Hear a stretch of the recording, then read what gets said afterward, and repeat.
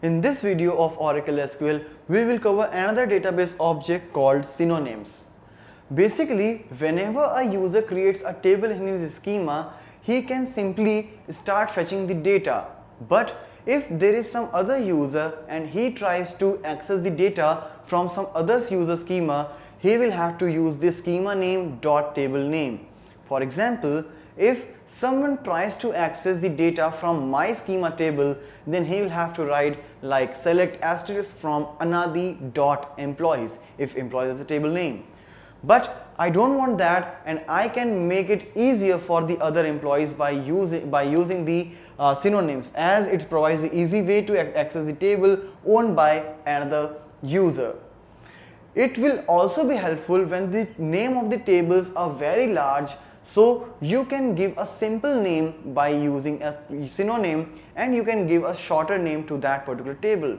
For example, if I have a table like current employee details, so every time you are writing current employee details, it may be tougher.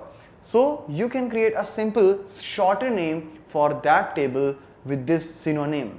So let's see how can we start working with the synonyms.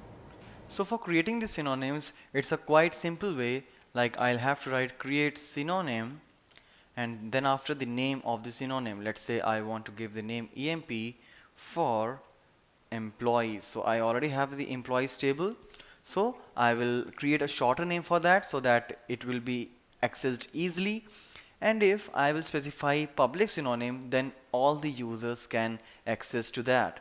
So currently I'm not creating any public synonym. I'll just create this, and now when I will say select asterisk from EMP, it will nothing but show me the record of the employees table.